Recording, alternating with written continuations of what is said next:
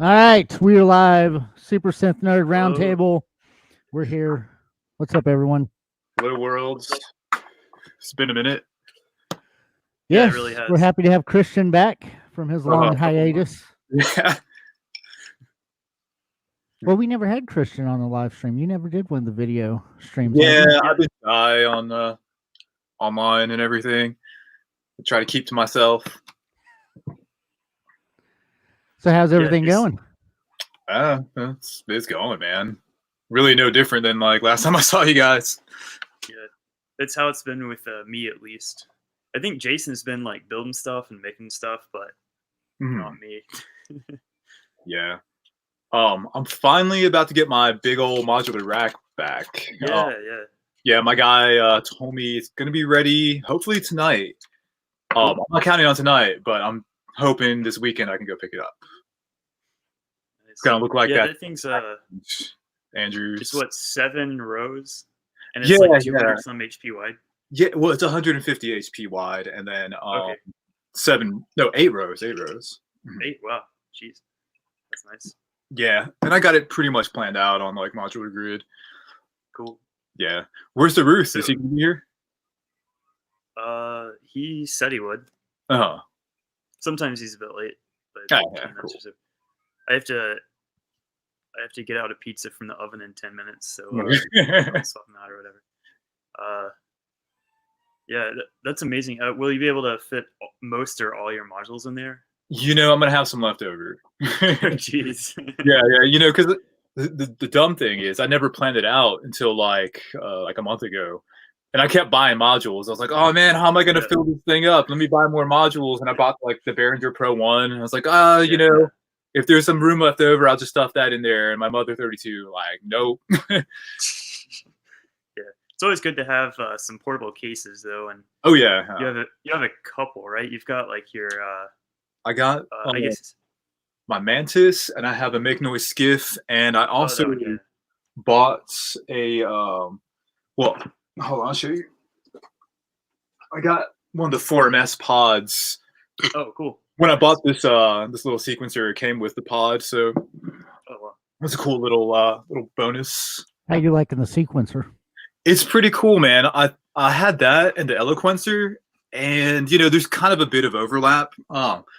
There's more on the Eloquencer. It's 8 tracks, as opposed to 4 tracks on that. I think the Eloquencer might have better like randomization features, but that's got really cool stuff like per step, like LFO parameters.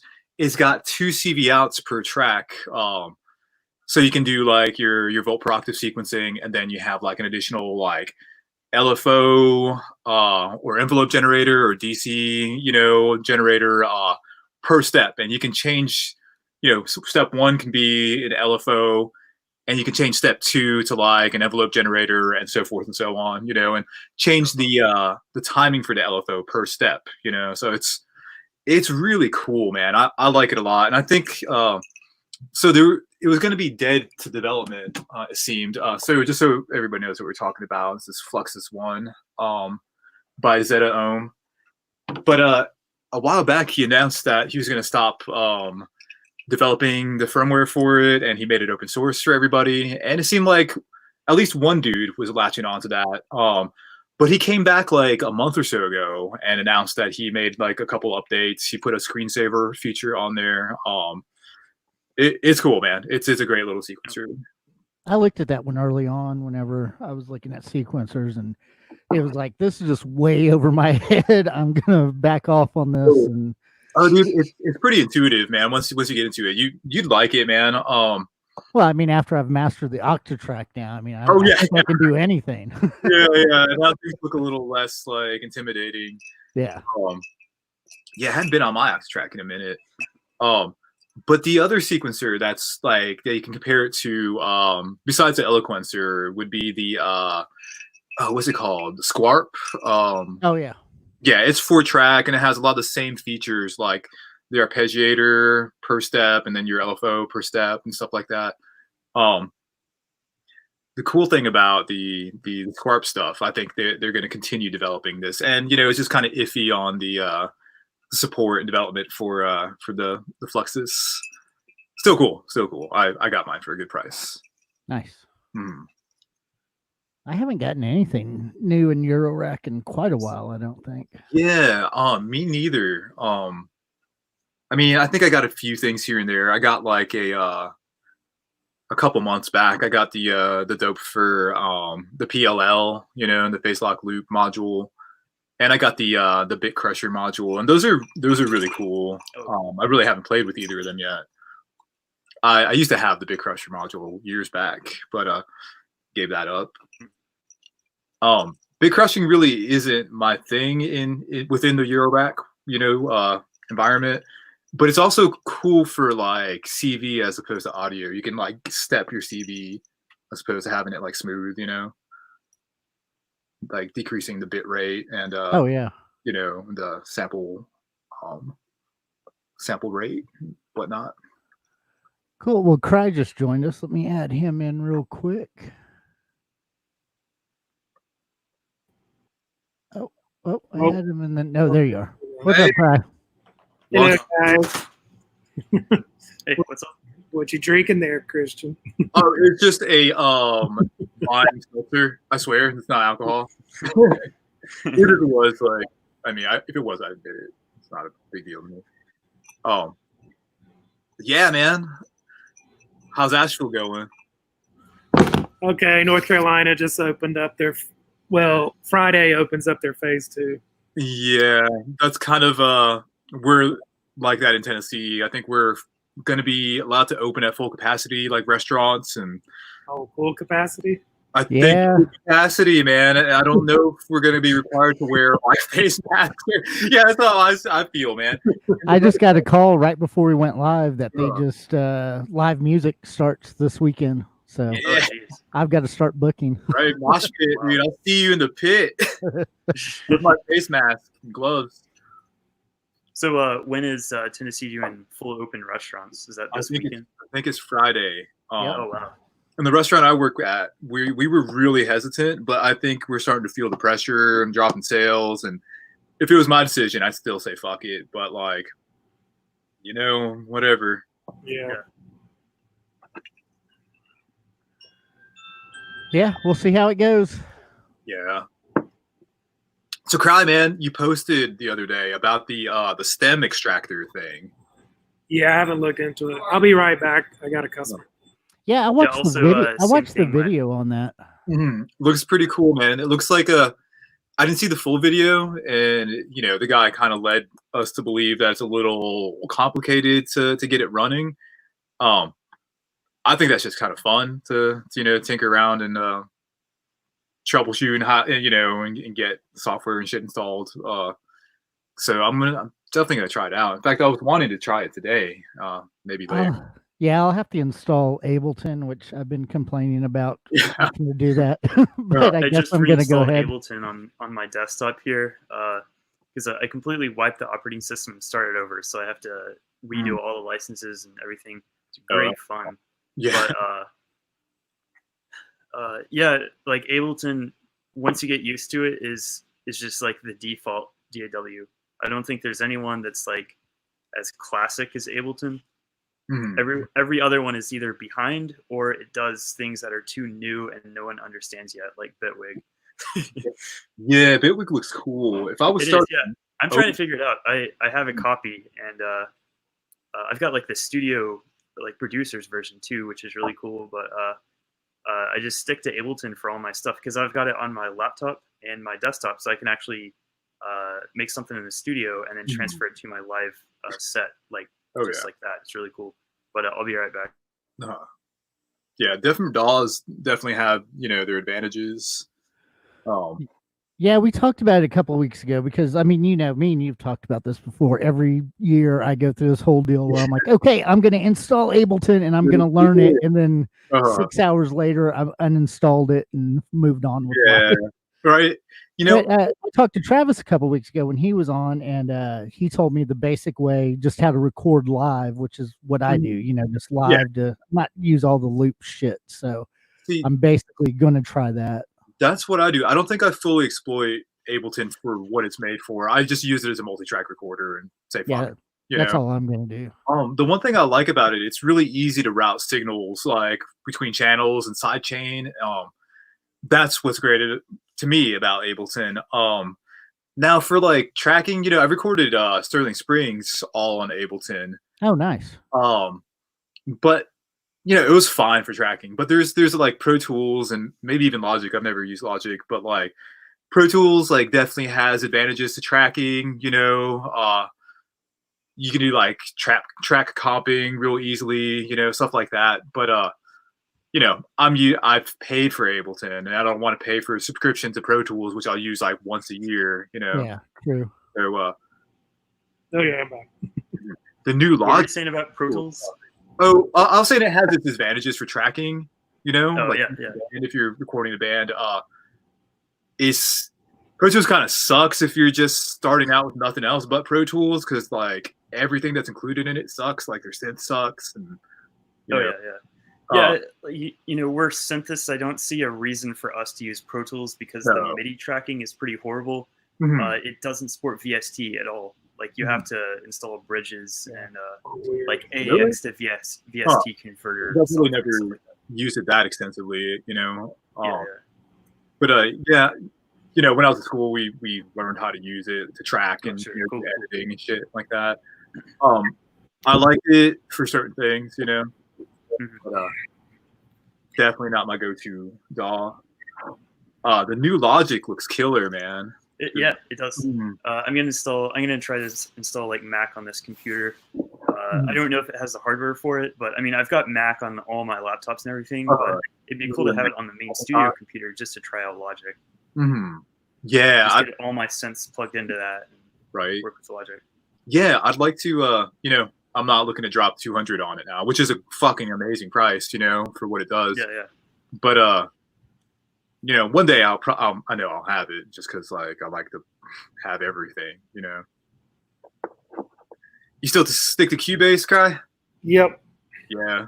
You not changing. yeah, die hard Cubase. How long you been using it? Like 30 years? 20 years. Uh-huh. I was on Logic in '99. Okay, yeah.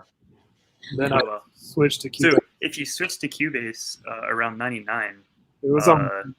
they had VST1, didn't they? Yeah, Wow. Yeah. I guess Okay, so yeah, they developed VST yeah. protocol. yeah. They're you know, Waves is in Knoxville, or sorry, Waves is in Israel, but their headquarters is in Knoxville that Oh, serves weird. the North America region. And so I know three people now actually that work at the Waves sales and customer support, and they were telling me all the history about how they were basically the first third-party VST plugin. Mhm. VST1, I think, only included a couple third-party programs, and most of it was Steinberg's. So Waves did it. Waves has a lot of like features that they have added into VST that you can like read about in the VST framework or whatever. And they invented like Wave Shell, where you have like one file that holds multiple VST plugins, which is a pain in the ass, but Yeah, I hate that. it works. Yeah. I only know of like 3 companies that do that. But yeah, the Waves history is really cool. They basically just contacted Steinberg, so Steinberg, I guess, is Berlin, and then they were in Israel, so they just flew some people and negotiated some contract to develop plugins for studios, because they were going to develop their own platform, and they said, well, everyone's using or switching to Cubase at this point, so let's just do that. And that's how third-party plugins started. I'm really glad it happened that way, that we don't have like 50 platforms, each with their own plugins. That would have been a disaster. Well, now Mac has like audio units and shit, you know? Yeah, audio units, there's AAX, and then on Linux, some people use LV2, which is also kind of a pain in the ass. It's just I'm using a lot of the LV2 stuff now. It's on all yeah. the Raspberry Pi stuff I got. Yeah. That stuff is even more weird because it's ARM LV2. Like, you can't use the plugins from the Raspberry Pi on a normal desktop computer and vice versa because it has to be compiled for ARM. Yeah. but other than that, it is pretty cool to be able to run those. You actually might want to check if Yuhi might have some LV2 ARM plugins, because they're usually pretty on top of like different frameworks and everything. Cool. I'll check into that.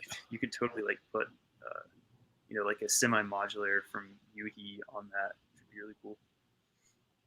Yeah, I know the ORAC that's for the organelle is actually going to be on the Norns too. Cool.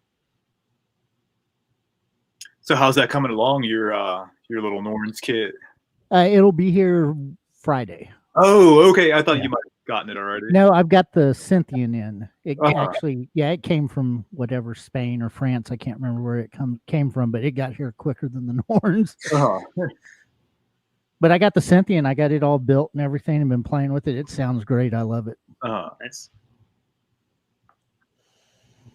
Yeah, I haven't really been doing much at all. Just waiting on my big old case that I was talking about earlier. Oh, and laptops. You and Andrew wanted to talk about laptops before we started. Oh yeah, what were we saying? Yeah, so I was going to ask, what is the software that you need to install? What's that called? Oh yeah, so I was trying to install an older version of the Mac OS, like Mountain Lion or Lion, Snow Leopard or whatever on one of my newer MacBooks, so I could run some software. My Kima software. What is that called? Like the semi-modular, like the ancient software that. The Kima stuff. Kima. Yeah, that one. Yeah. Yeah, I just got a Capybara. Okay, yeah. So it seems that if that software is really old, it probably only works on like PowerPC. No, it can work on 32-bit. It's 32-bit. Yeah, Okay. 32-bit. That's why it won't run on. Like I have. I forget what I have, like High Sierra on the laptop I was trying to install it on. But yeah, so I got it in there, and every time I load the program, I get an error message, and the old MacBook that I have overheats and dies every 20 minutes, so can't get it working either way. Yeah, there must be a way to do that. What's that? There must be a way to do that because I've heard with the latest version, like 10.15 for Mac, they only just then dropped 32-bit support. So I think there's a way to get 32-bit software onto like any of the modern Mac versions except for the latest. I'll have to look into that because I'm not really sure why it isn't installing or why it isn't running to get it installed. So I did partition my drive, and I'm thinking about trying to install what you sent me. The I think it was Mountain Lion or Lion or whatever. Yeah, it's like 10.7, I think. Yeah, so I think I'm going to try to install it the way you told me to on that partition and see how it goes, or I might not. I don't know. Yeah, if you don't get it working, oh well. Yeah, fuck it. Does it only run on Mac, or can you run it on PC? Yeah, you know what? I can run it on an old Windows computer, but it's gonna have FireWire on it. That's harder to find. Yeah, so that's the big thing. But I did manage to get it hooked up, and it sounds fucking incredible, man. It sounds fucking wild. But like I said, I can only use it for like 20 minutes at a time, and that's not enough to dabble, So I just ran through some presets. And yeah, I watched some videos on it, and that thing just looks crazy. Yeah, I'll get it going. It's definitely one of those cult classics. A lot of people still use them. Oh, yeah. For sure, good. And, they're still putting out software updates for Kima 7. Wow. Kima X is the one that I have to run with my 320. Okay. Yeah. But yeah, hopefully I'll, within a few months, I'll have it running and, and know how to use the fucking Kima shit.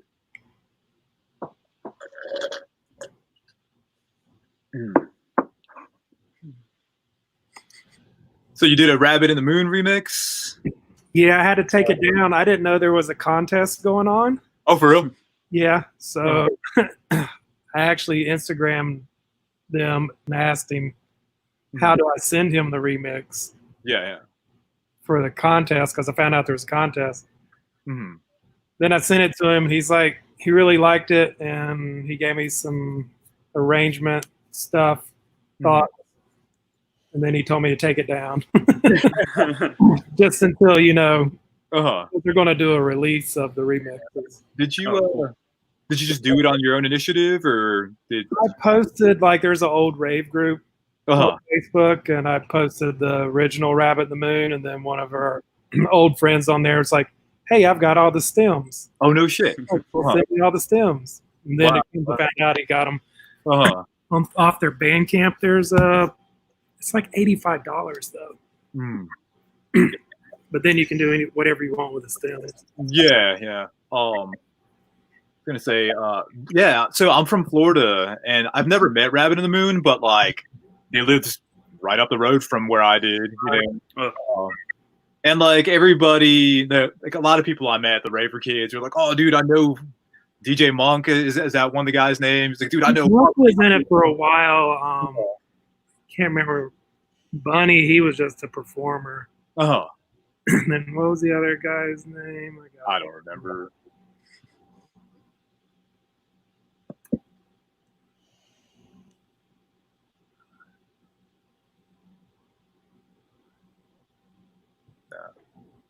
Yeah, David. That's the guy that writes the music. Oh, okay. Uh-huh. But yeah, it was pretty cool. So he liked it. So we'll see. Mm-hmm. They actually are paying money. Mm-hmm. So if you win the remix thing, get on the remix album, you get money. Yes, royalties, I assume too. Maybe or something. Yeah. If people buy music these days. Yeah, right. You get exposure. Get exposure box. Yeah. Cash them out at your local McDonald's for food. Yeah. Uh-huh. But yeah, that was fun to do. I like the classics. Mm-hmm. Yeah. You been working on any music, Khristian? No. No, not last time I did anything at all, like, was for the local show. Yeah. And that's it, like I think I've turned I started working on the Kima like the other day, and that's pretty much it. I've just kind of been anticipating my big old rack coming back, and I'm kind of stubborn. It's like, I'm not going to do anything until I get it back, Yeah. Not a good attitude, but whatever, man. That is going to be a nice big case. Yeah. It's going to have most everything I have, most modules I own. How big is it? It's going to be 150 HP and 8 rows. That's huge. Yeah. Steven's working on it hopefully right now. That's bigger than mine. Yeah, size is not what matters. Uh-huh. Yeah. Yeah, I'm just 126. Uh-huh. Yeah, well, when we were planning it out, Steven told me that the rails cut evenly at 150. So I'm like, well, let's go 150. That way there's no waste. Yep. Yeah, that is kind of an odd number. Mm-hmm. You see 126 and like 96 or something. Yeah, 90, 126, I think. Yeah. I think 82 might be 19-inch rack. Mm-hmm. I could be wrong. That might be 96. I'm not sure. But mine is the length of the rails plus an extra 50%. So I just cut the rails in half and then just slid them in. So I have basically 2 rails. Not rails. The sliding like threaded nuts or whatever they're called. Yeah. Sorry, not the sliding nuts. The sliding. I don't know what they're called, but Sliding the ones that aren't going. Yeah, I think they're sliding nut, man. I got the threaded strips. Threaded, yeah, from Steven. Yeah, that's what. I'm paying extra. Yeah, and I've worked with the sliding nuts. Like, I've had plenty of cases with it. My first case has sliding nuts, and like my Make Noise skiff has sliding nuts, and I can work with that. But if you got like 8 rows of sliding nuts, man, like, no, thank you. Yeah, I hate sliding nuts now. I used to not mind them, but I just have one case that has them, and God, it just drives me crazy. Uh-huh. A lot of like lining up, you know. You got to get your And two it's my most expensive case too. It's my fucking Pittsburgh case. You know, Oh, those aren't cheap. builds. Yeah. Can you take the rails out and slide in threading strips? Yeah, that's what I need to do. Mm. I just need to build a big case and get rid of all my small cases. If Yeah. I sold my small cases, I could afford to build a nice big case. So. Right. Yeah. Because I Yeah. don't take any of that live anymore. I just use that little nifty case for live. So. Yeah. Yeah. Yeah. I mean, that's what I plan on doing. You know, having my big studio case, and then when I want to play live, just take the modules out that I want to use and put them in my Mantis. Yeah, I might actually do that. I need to rearrange some modules, and Mhm. I've actually got a bunch of modules that don't fit in the case right now. Yeah. I feel like you. I got some sitting in a I got some sitting in a cardboard box on the floor right now. Yeah. Yeah. And that's been my my chest. You know, my cardboard box. Yeah, it's full. it's kind of ridiculous, you know. If you open that thing up and like pull out, you just keep pulling modules out. Oh, what do you guys think of the new Moog? I think it's cool, man. I wasn't sold on it at first. I was like, what? It's just got, you know, multiple oscillators that you can tune or whatever. But like, they sound phenomenal, man. Like all the demos I've heard, and I think that's probably their coolest module so far. You know, I like the Mother and the DFAM's cool, but like, I'm really digging the way the what's it called, the subharmonicon. Yeah. I like the way it sounds. It's really nice.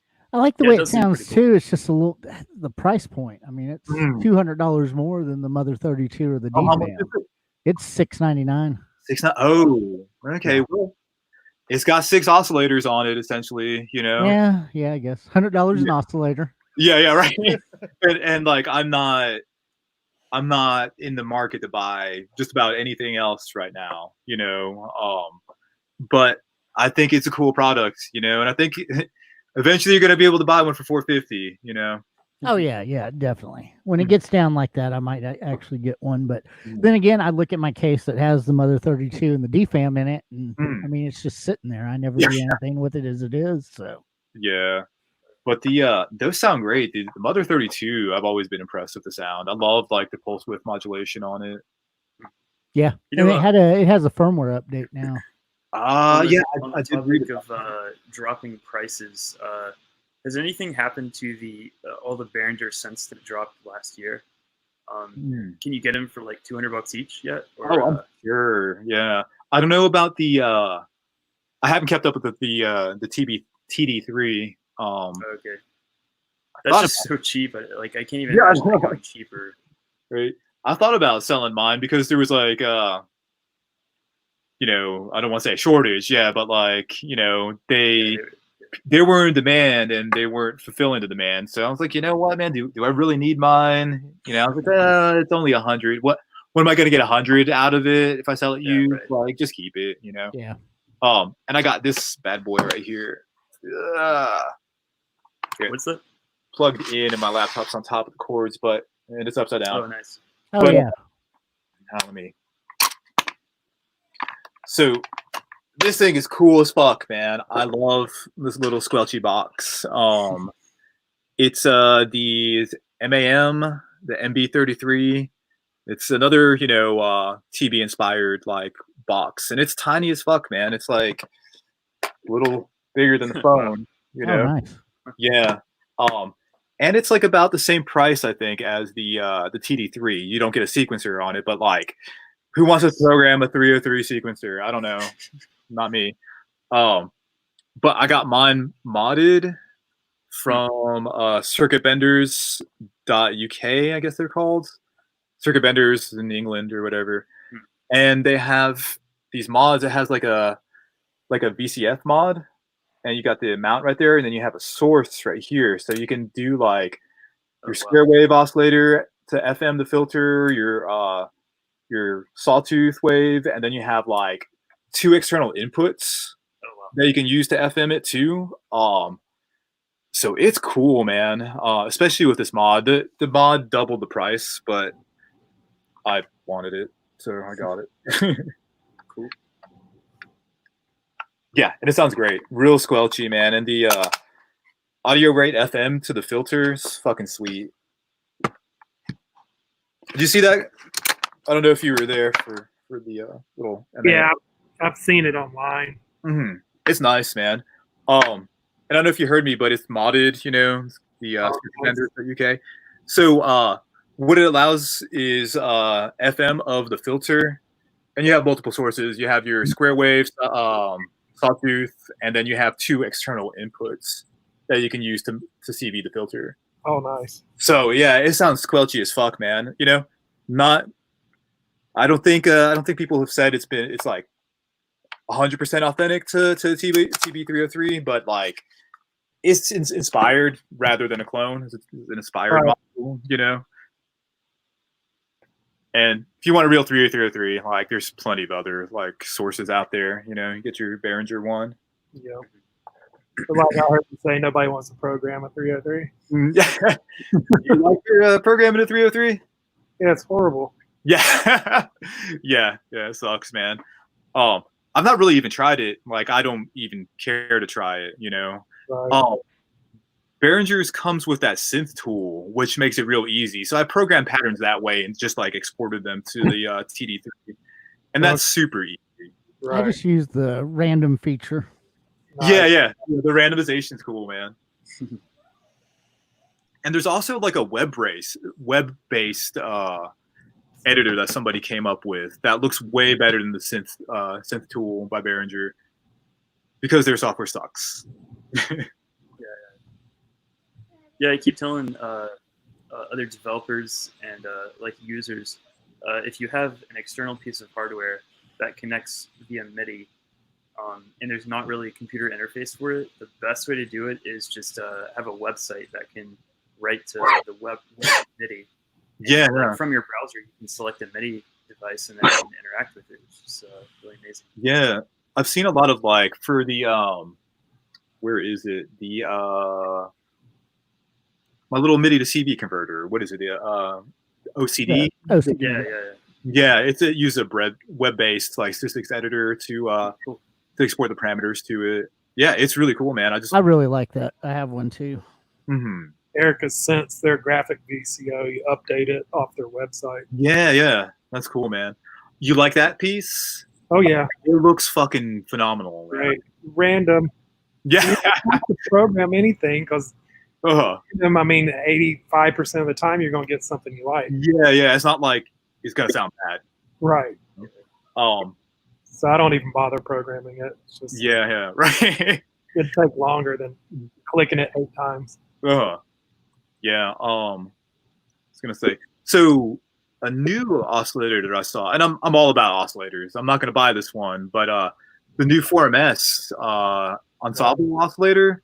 That looks pretty cool, man. I was kind of impressed by what I heard and saw of it. And I think it's at a good price too. I think it's like under 300 or 329 or something. Yeah. I don't know if I've seen that one yet. Yeah, it's pretty nice. It's kind of like FM phase distortion, additive, like hybrid between all that shit, and it's kind of polyphonic. Pseudo polyphonic or whatever. You can do chords on it. I think it's got like 16 oscillators, 16 virtual oscillators, I guess, you know. Okay, yeah, I did see that. I saw a video on that. That is pretty cool. Yeah, I think Basic posted a video on Instagram, you know. Yeah, I think that's the one I saw. I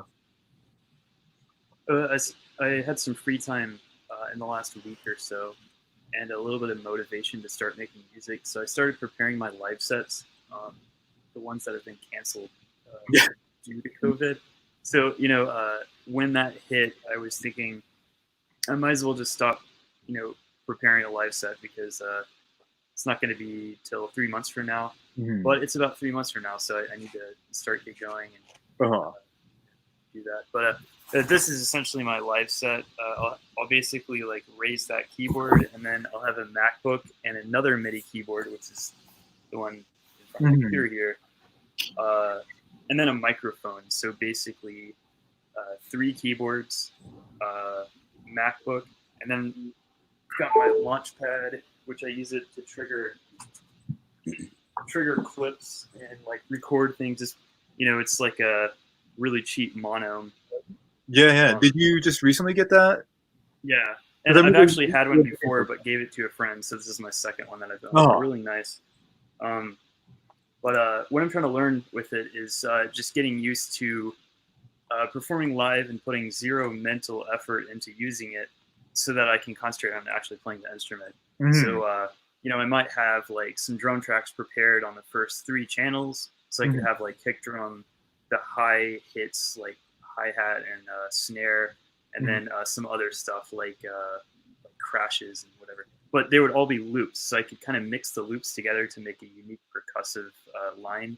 And then I could make a bass line once the drum beat gets going on my keyboard, and then I enable record mode. You go into like mixer and then enable record, and then you can hit one of these to record like a 4-bar loop.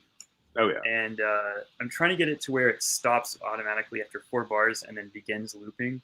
But it takes a little bit of like programming into Ableton to get that to work.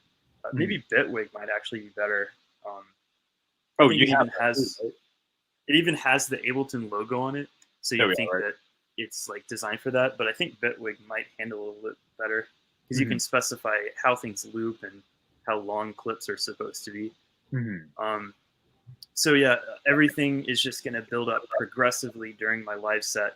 And then in the middle of the song, about 1 minute and 30 seconds into the song, I should have everything recorded, so I can start kind of switching back and forth. And then record lead lines, not record, but just play lead keyboard over it, to where, I'm not recording and I'm just making a single one-shot performance above it. But it should allow me to kind of pretend like I'm a whole band and just build up the bass at the beginning.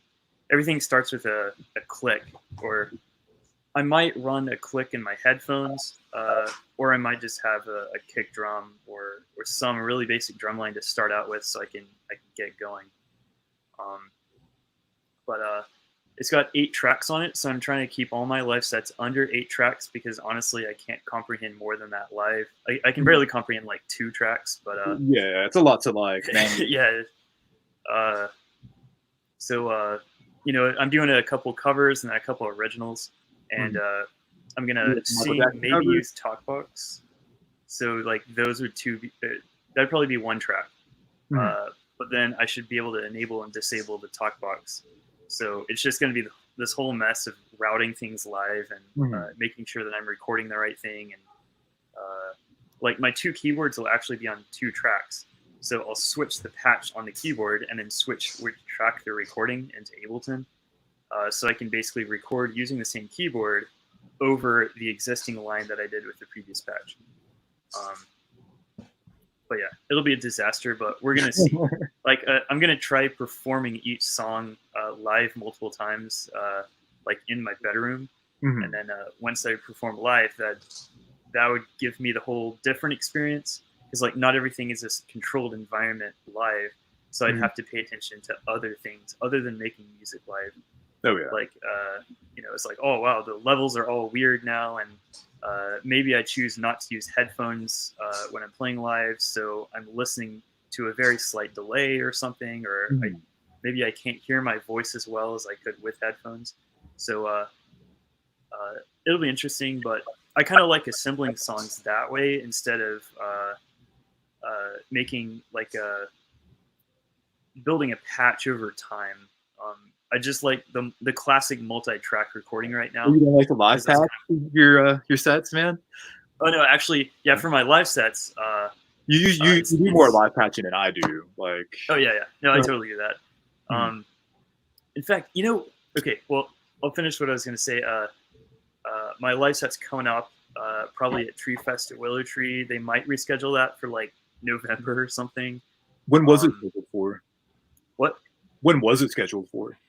I think 420 or maybe 415 or something like that. Yeah. And there's another one, the Synth Club from May. It was going to be Pixel Vision and me, and that's it. I remember we had some cool fucking synth club schedules. Yeah, I know. Oh yeah. Yeah, all that went out the window. Yeah, right. Yeah. Actually, I don't know if we want to do this right now, but I could text Josh and invite him to this stream. Maybe he'll pop in on the last bit. Josh from yeah, Pixel Vision. Oh, okay. Or like Josh or Amanda, because I don't think like Amanda plays synths for that band. She's like strictly just drums. And then Josh is doing like synth is his main thing, but guitar and vocals, I think, maybe. So do I know them? Were they at the local show? Because they were at the bottle shop. Yeah. Yeah, they stopped by. I don't know if I introduced everyone to them. They actually moved from Asheville to Johnson City, which is really cool. No one does that. But they've also set up a little studio in their basement. Nice. And you know, whenever the lockdown starts opening up a little bit, maybe I'll invite myself over and have a jam session or something. Try to get like all the Johnson City studios and music producers together, because they're on a whole different level. Like, they know what they're doing. I'm just kind of like trying to have fun. But they were actually just in a studio in Asheville recently to record the album even before they've done any live shows. That's not how they planned it, but that's just how the situation was. So yeah, they're releasing a bunch of singles first, and then they'll start playing the live shows, which is really cool, I think. Just a duo? Yeah, it's just a duo. And it would sound like a 4-piece because they've got so many layers. And Josh does his looper stuff. Amanda is a really good drummer, so like she holds it all together. But yeah, I think now that Josh moved into Johnson City, he's now the contender of the best keyboardist in Johnson City. He's really good. I know a few people that might rival him, but he knows all of this like jazz theory and funk and stuff like that, and he can follow a chord progression and just make a lead line with like 30-second notes all over the place. It's like, okay, I can't do that. But yeah, they're definitely a group to invite to future symphonies. And I'd love to like reschedule our performances, like, see if a month is good for them, and just do a synth club with Pixel Vision, plus me, or maybe someone else could join.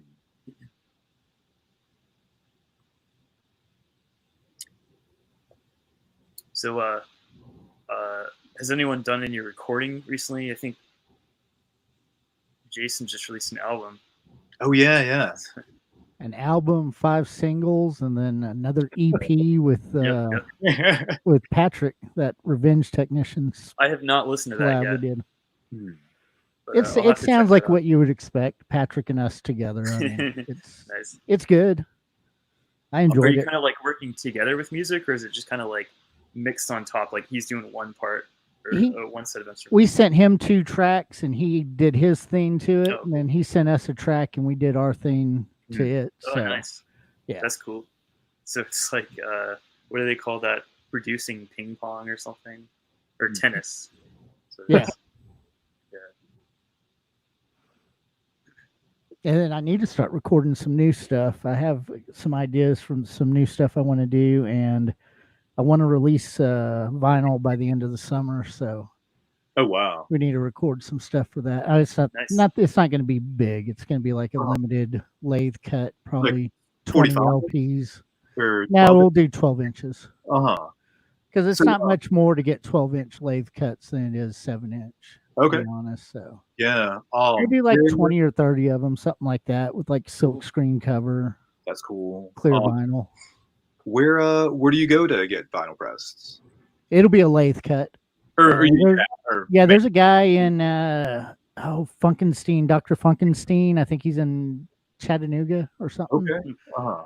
And he does a lathe cut. And then my friend Paul Ravenwood sent me another guy, Audio Geography, which does some really killer stuff, but it's a lot more expensive. So what would lathe cut as opposed to the another method? What else is there? You press vinyl or lathe Yeah, cut? press vinyl. Basically, the lathe cuts just like the way they do the pressing plates. Yeah. It's just lathe cut, and then if we got it pressed, and they throw the wax on it and stamp it and all that. But this is just lathe cuts, just doing them one at a time over and over again. So is the durability about the same?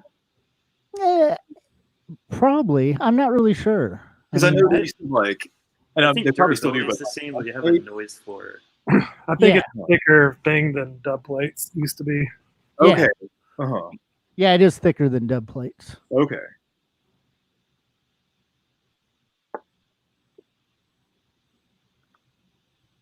I'm messaging Sam right now to see if he knows when Willow Tree's opening back up so we can start scheduling some shows. Mm-hmm. Yeah, I'd be interested in knowing that as well. I think there was a Willow Tree post on the Willow Tree Instagram saying like mid-June or something. But definitely get his answer because he probably knows. Oh, yeah. So we'll see what he says. It usually takes Sam a couple of days to get back to me. He just got a new phone, so he has no excuse not to use it. Oh, Sam always has an excuse. He's Sam. Yeah, but I definitely want to start doing some live shows again. When do you think y'all are going to start doing shows at Bottle Shop? No idea. I mean, we don't even plan to let people in when Phase 2 opens up. Oh, yeah. Because where does it breed the most? Indoors. Yeah, it is true. We'll see if I survive this weekend having the club open back up. So fingers crossed. I'm going to be upstairs away from everybody. I have shirts to screen all weekend, so I'm not going to be at Jason, my normal spot at the front door. Yeah. Is it going to be full capacity? No social distancing measures? I'm sure there's going to be social distancing, and I don't think we're going to open up with full capacity. I really doubt that. Okay. Yeah. I really doubt we're going to let the vault be the vault, right now. So they're what's that now? I doubt we're going to let the vault be packed like it usually is. I mean, yeah, dude. That's weird. I'm not really worried about upstairs. I mean, we really don't. We're going to do all local shows probably for the next 2-3 months anyway. So it's not really going to be a crowd where there's going to be, over 100 people in there. Okay. So. Yeah. And really, if there's 100 people or less in the upstairs, there's actually enough room for everybody to keep their distance. Yeah, but we're lucky that we're big. They're not going to keep their distance. No, they're not. I mean, they're definitely not. I don't know what I'm thinking, but I just do what I'm told. So I'm going to book some bands and I'll hide out upstairs. I really enjoyed that Donnie and the Dry Heavers live stream. I was actually watching it on my phone just to get the context. I didn't feel like moving my table to the screen or whatever, but I think that's really cool. It's like it's produced really well, and if people don't have anything to do after 8 p.m. or something, that is the best lockdown activity. Just like pretend to go out to a show, but just pull it up in your computer and listen to it. Yeah, I thought we were doing really well. We were getting a good reaction and everything, and like you said, I mean, we produce. I mean, we produce everything well at the club, anyways. I mean, we have the sound and everything, so basically just add in the streaming feature. But we'll see. I will see what we do this weekend. I think we're still going to live stream this weekend, even if we do let people in. I think we're going to do both at least for the next probably couple of months until people start going out again. So, have y'all decided anything on Equinox Cry? No, we're just waiting. I am definitely hoping that will happen by then. Yeah, I think we're only buying one plane ticket, so I don't think we have too much to worry about if we just won't buy it if we don't have it. But yeah, hopefully, I mean, it'll be outside, so. Yeah. I mean, really, people can socially distance there, so. Right. On drugs.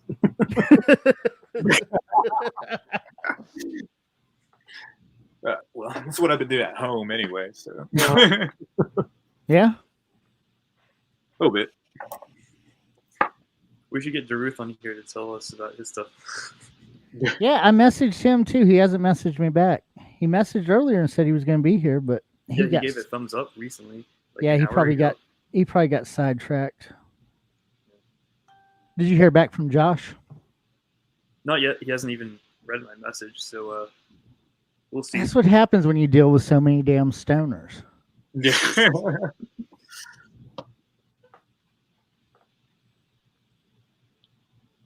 So, do we have anything else to talk about, or anything going on, or I got any a mutable VTV rack shelves. news? Yeah, a little bit. First off, the mutable shelves project is like about halfway there, I would say. I'm really excited about that because I think I could be wrong about this, but I think it's a one-pole filter built in the same way that the Ripples filter is. So that has a 2-pole and a 4-pole, but shelves is basically 4 one-pole filters that you can control independently. I could be wrong about that. High shelf, low shelf, and like 2 parametrics. Yeah, you've got high shelf, low shelf, and you've actually got 2. I forgot what they're called. They're like full filter cores. So each of those channels has a low pass, high pass, and band pass output. In addition to the peak filter. So if you want to add a slight boost of a certain frequency, you can dial that in. But if you want to isolate the frequency, you've got a separate output for band pass for that filter. Plus, it's a low pass and high pass filter. So I assume you could do like the DJ filter style with it because you've got you've got a low pass and a high pass filter, so you can kind of like filter out things really quickly. Or sorry, I guess a DJ style filter would be one where it's like left is low pass and right is high pass or whatever. But it's pretty cool. We were really successful in getting the mutable ripples, and it's not going to be any harder with mutable shells. It's just a different architecture. Is it the same guy who's doing the show? Yeah, it's the All Right Devices guy. So Tyler you told me about. He's super cool. He's one of the my favorite people to work with because I can for this project I just sent him immutable shelves, which I'll get back soon. That's why I'm still waiting on it. I need him to model it, and then he'll send it to me, and then I'll have it, and I can do further testing before releasing, just to make sure that it's pretty spot on. But yeah, he actually already owned Ripples, so he just went ahead and implemented that. And and in between the Ripples project and the Shelves project, he also made the port of the ZZ Zorb, which is from All Right Devices. So he'll release that for VCD as well. Yeah, that's a really cool filter. How about the Sorry, he does a Chronoblob, right? Yeah, he does Chronoblob, T-Rex, which is a bit crusher, and then and then he just released the ZZ Zorb thing, which is a really interesting filter. You should check it out because it's got a lot of filter features that I think are pretty novel. It's sort of like you have multiple filters running in parallel instead of in serial, like a multi-band EQ. It's like you've got multiple filters running in parallel, and then they're mixed together, and the phase differences. You can adjust the phase difference of the filter so that you can get sort of like a comb filter type output. Obviously, you could set up a filter like that with multiple filters in your rack, but I haven't seen any module that specifically does that. So it's pretty cool. Cool. Yeah, I'm glad people are still making innovations. Yeah, just when you think that there aren't any filter ideas. Yeah, when you think that filters are fucking filters or filter. Yeah. So yeah, I saw that Noise Engineering was doing plugins for Reason. Yeah, they've had those for 2 years now. Oh wow, I didn't know about that. Yeah, I mean they're pretty old. Reason. They might have released a new batch because I have heard news about that recently. So they probably took some of their newer modules and updated it for a reason. But I think they made some statement about VCV saying like they'll look into it. Right now they're doing the reason thing. They don't have any time to look into VCV. But I would like to work with them like personally. But right now I've got the Moleko and the Doper projects, which are fucking enormous. So that'll take me 12 years to finish. Yeah. But like at the what end have you gotten? Sorry. Oh, what do you have ported over so far for the Moleko stuff? The Moleko is pretty much done. I just need to finish the details on the varigate, like 4 and 8 plus. Yeah. So once that's finished, I'll send it to them to review, and it might take a number of steps. My cat is being insane right now. Yeah, I'm looking forward to the Moleko stuff. Anyway, okay, so Moleko is pretty much done. And then after I get Rack for DAWs and Rack version 2 released, I'll start the Doper project, and they'll send me a bunch of hardware. I'll port a lot of Doper's on board? Yep. Yeah. I've been signed with them for like a year, but I just haven't had the time, and I haven't like announced it or until recently. Aren't they on another platform like SoftTube or? Yeah, SoftTube. SoftTube has I don't know 12 modules by Doper or something. We'll probably release more than 12 just in the first batch, and maybe 5 batches or something.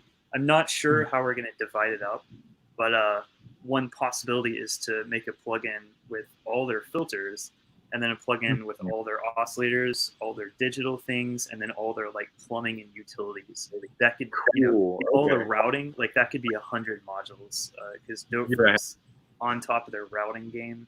You've got attenuverters, sample and holds, all that stuff in every single permutation of it. So, are there any like? So, are you familiar with the dope for the phase lock loop? I think it's A196. Yeah, I haven't heard it, but I'm aware of it. I've seen it before. Are there any kind of modules that exist in VCV that are somewhat like it at all? Any like phase lock loop modules? None that are on the top of my head, but let me look it up, because if I just search like PLL, maybe. Yeah, and that's a strange one to search for, even on like if you go on modular, just like not that much out there. There's like the Synchrodyne and then like a Doper module. Yeah, there's looks like there's one. So it's Frozen Wasteland. It's called Phase Lock Loop, and it says it's a PLL attempts to follow the input signal's frequency, and it has like an internal VCO, a low pass filter, and then a comparator.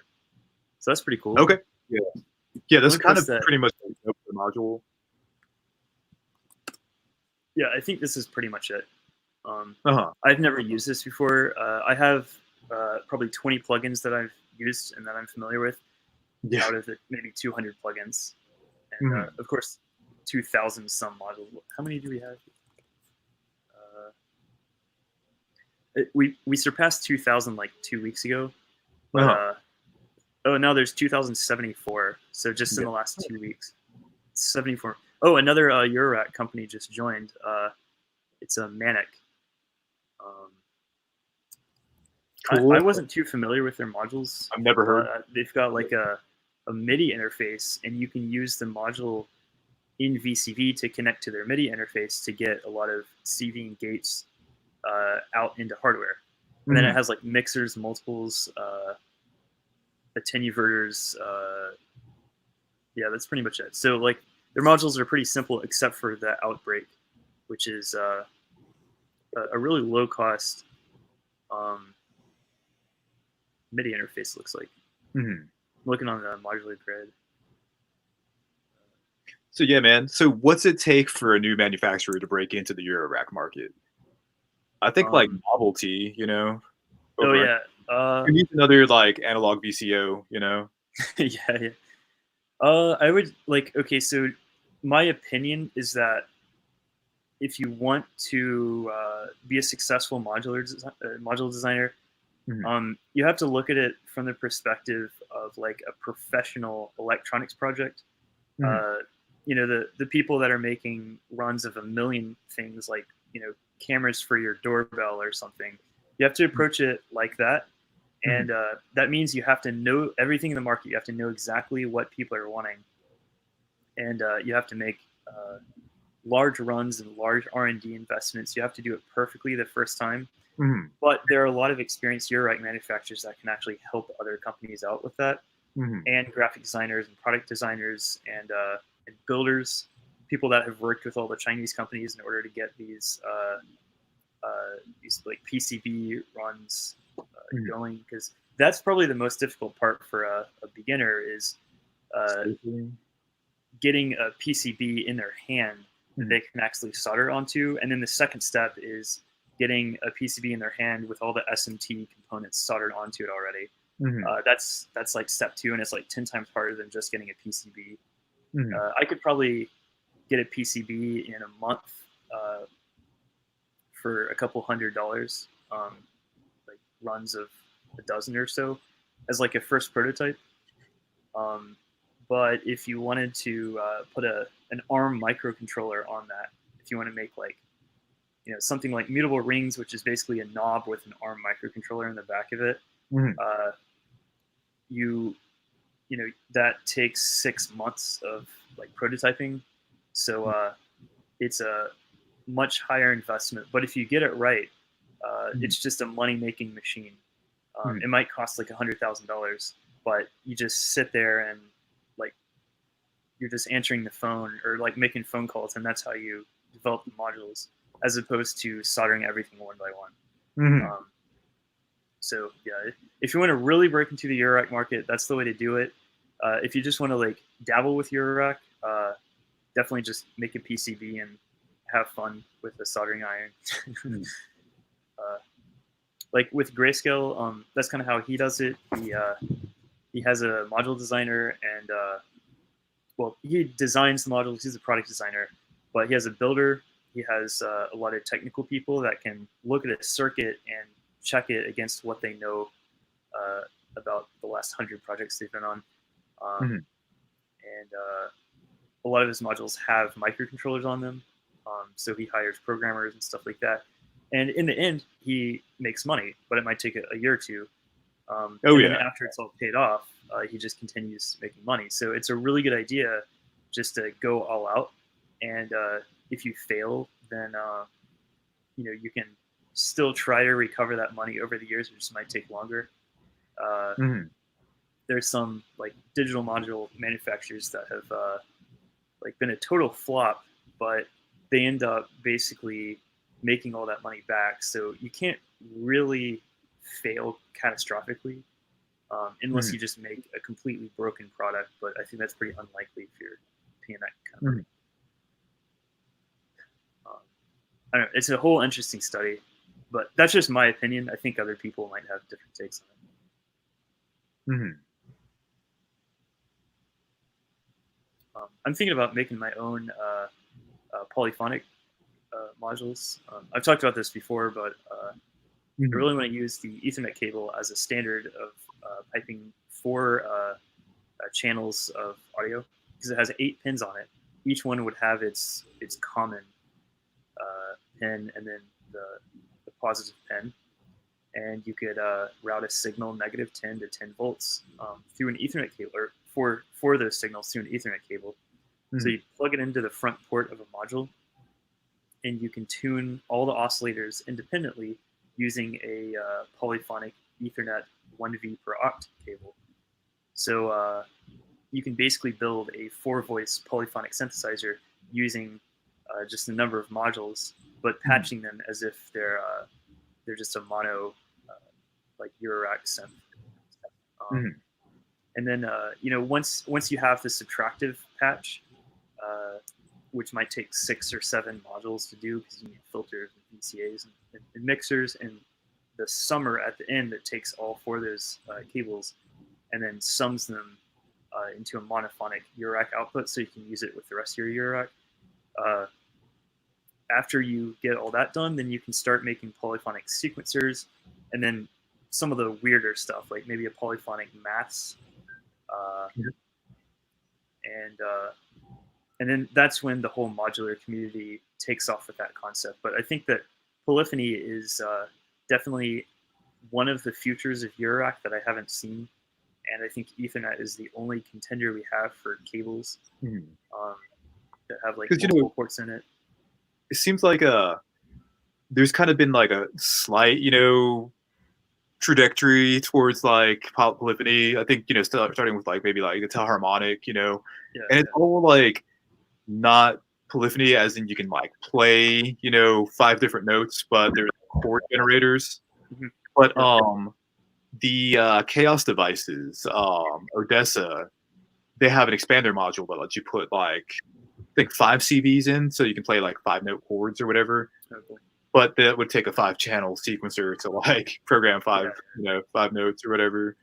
So something like the Eloquencer would be great for it, or like a ornament crime with the chord generation stuff. The shift register.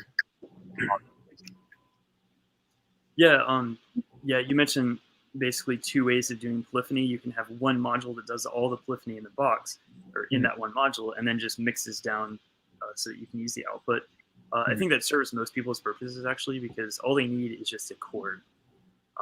But I think one of the points of polyphony is to treat it less of like chords and voices and more of just different patches, kind of. So you patch one thing up, and then you change the behavior of all of the voices, and you can have like one voice sound more gritty or distorted because it's being passed through, like, you take a poly to mono breakout module, move one of the voices into some effect processor, and then mix it back in. So you've got like different sounding voices. So at that point, you can have a bass line, a lead line, which might be like a 2-note chord, and then maybe like just a weird high sequence thing going on with the other channel. So it just allows you to actually more cheaply develop patches with multiple components in it, instead of just like one sound source going through your system. But I mean, that's the design anyway. But if I started making these and giving people DIY kits or selling just completed assembled units, they'll figure out some weird way to use it that I've never thought of before. So, for sure. Just forming that Eurorack polyphony standard would be something I want to do. Just so other developers or other module manufacturers can use that Ethernet standard. And then you can start mixing different manufacturers on the same polyphonic patch. I think I've heard the only standard in Eurorack is that there's no standard. Or there's also that quote, it's like, the best thing about standards is that there's so many of them. Yeah. So many to choose from. Right. I think it was IntelliGel that attempted polyphonic. They used those like DIN cables, like the mini DINs. Oh, Tip Top. Yes, you're right. Yes, Tip Top. Tip Top is working on that. They never really did that. I don't know why. Yeah. Oh wait, just got a message back from Josh. Let's see if he's available. I do think the polyphony idea is a good one. Yeah, I think some people. That's going to be one of those things that I talk about for like 2 years, but never have the time to do it. Okay, he's not available, so maybe next time. All right.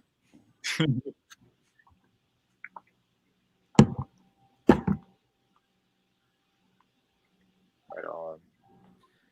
Oh, I got one of these the other day. Oh, nice. Yeah. So those, it's got that dome, the 3D dome thing, right? Yep. Yeah. Oh, I had one of their MIDI controllers that had like the dome effects or whatever. Didn't really use it much, but like it's cool. I've wanted one of these forever, and I've ran Uh-huh. across one on Reverb, got a good deal on it, and yeah, I'm excited. Mhm. That's so cool. Cool. Yeah, the filters and everything, that's so cool to control them all by hand. Uh-huh. So. I want one of their air synths, but those things are still just ridiculously overpriced. They're like $300 used, so. But it was a cool concept. I don't know why it didn't last and why they got rid of it. Yeah. Oh, it didn't really take off, man. Well, Alesis, I mean, It's cool, everything, they really do stuff and then discontinue it pretty quickly, everything they do, so they can keep making. Well, it's newer cool that stuff they with it. like took a chance on it. You know, I admire companies for taking chances. You know, sometimes ideas don't take off for years later. You know. Yeah, it's true. I mean, really, Yeah, I think everyone complains Alesis has about- been using the same effects and everything since the beginning. They just put Oh, it in yeah. a different box. A lot of people Because at complain least that- effects are affordable. Do what? Oh, sorry. I was saying like a lot of manufacturers in like the synth world are kind of upset that they weren't the first to invent something, but sometimes being the 1st is actually worse because the whole thing hasn't developed yet, so there's no demand for it. That's probably what happened with that. Oh yeah. Anyway, sorry I cut you off. No.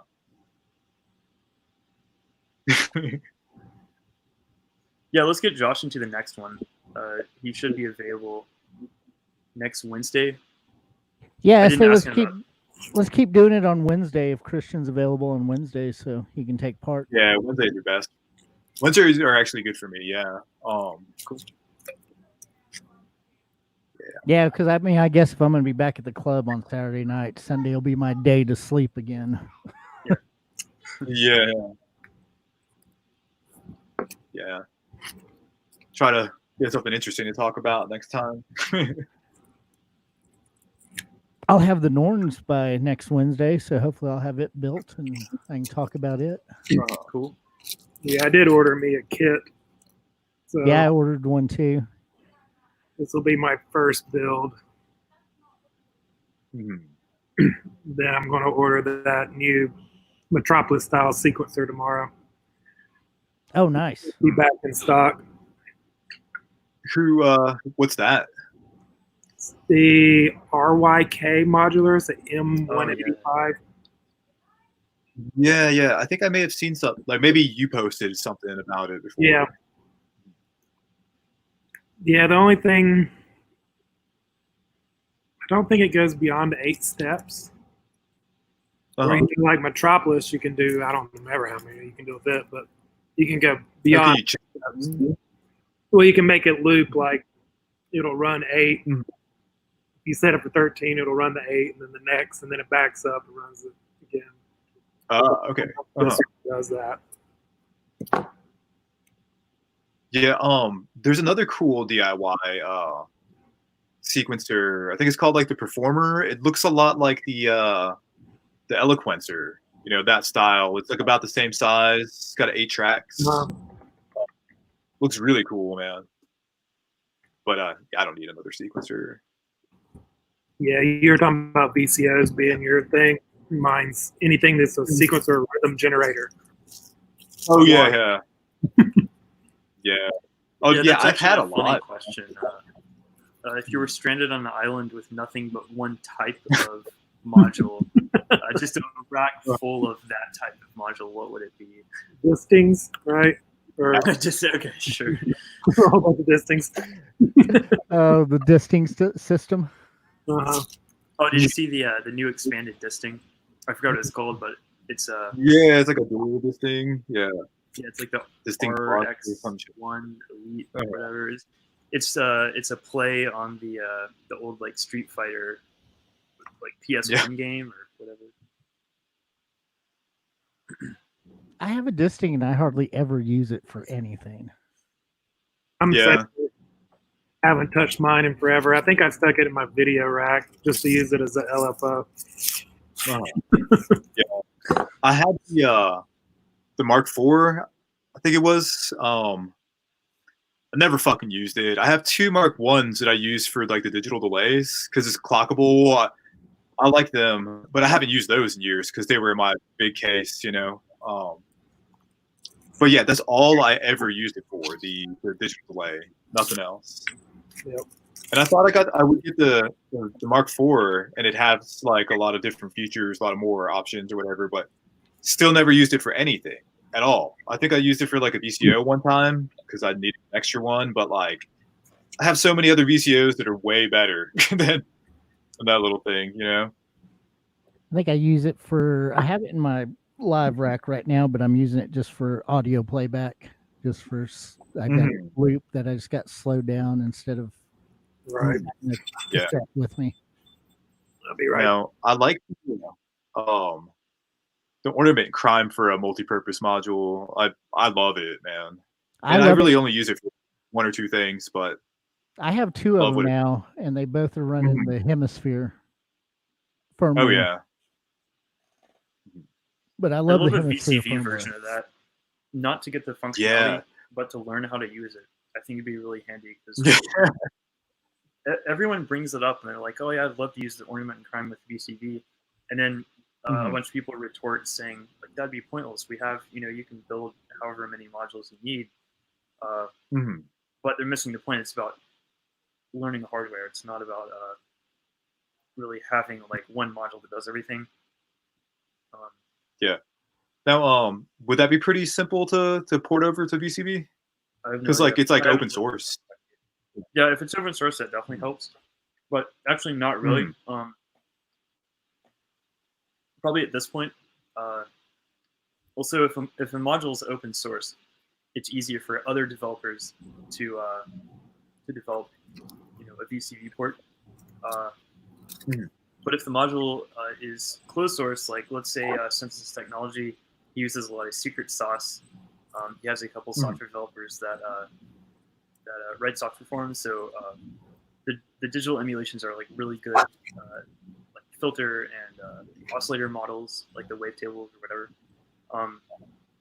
If I, hypothetically worked with Synth Tech, that would actually be better on me because if I'm the only one that can read the proprietary source code, then we can release something, and everyone will say, "Oh yeah, this is the one and only VCV port. It's the only it's licensed, it's authorized," and people like that better than having like 50 different clones of the Eurorack module.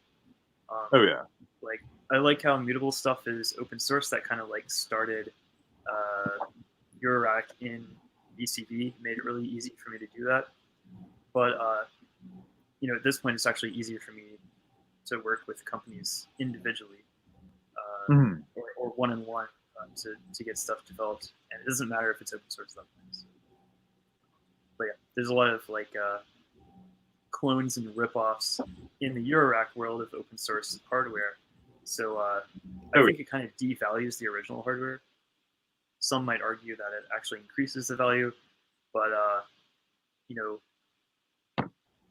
I think clouds would be worth even more than it is if there weren't like clones. Because if someone used the clouds, they could feel really special because no one else had a clouds, so they would want $550 for it. Yeah. Right now, I think you might be able to buy them for like $350 or $400. The original Are clouds.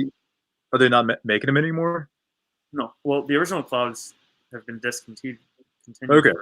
Yeah, I sold mine a little while back. I sold mine like at the beginning of this year, the end of last year. Sold it to buy the Geranalog Generate 3, which I was really pleased in doing. I like this. Yeah, because I have them on stream. Oh yeah, I still have my too. Yeah. Yeah, that's nice. And yeah, I like the microcell's pretty cool. If you're one of those space saver people. Yeah. I guess Khristian is now a space saver person because he's out of space even after. Yeah. Well, hopefully I'll not be buying too many modules anymore for a while, you know. But yeah, the monsoon is really cool, man. And it's like the Supercell that like all the Smaller. the blend features are broken out. Yeah. Which is all I ever wanted in clouds, you know. Yeah, I mainly just use clouds as a reverb. Yeah. No, I'm just kidding. Yeah, I use mine for the looping delay. I love the looping delay and how you can like catch shit like Oh, yeah, randomly, and expand it, contract it. And... Yeah, I actually never have Supercell in default clouds mode. I did when I first bought it, and I was like, "That's cool. Now I know how to use it, and I'll probably never use it again." But the spectral madness and the looping delay, and there's like one other delay or one other sort of. There's another mode that I can't name, but all of them are really cool, and it's actually like more of what I want from a granular synthesizer than just normal granular synthesis. I like spectral morphing and just taking a sound and breaking its spectrum up and then just playing them at random. That's just like I think a cooler concept. Cool, man. I like that, and then that's one mode in it that I really ought to explore more. But I also have the panharmonium, which does that like amazingly. Really you know, it's really cool.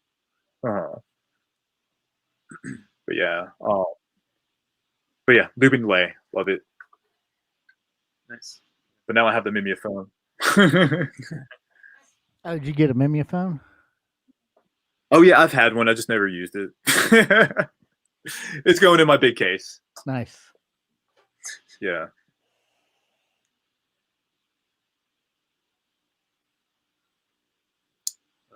There's not really anything out there that I really want right now. I don't. Yeah. Think.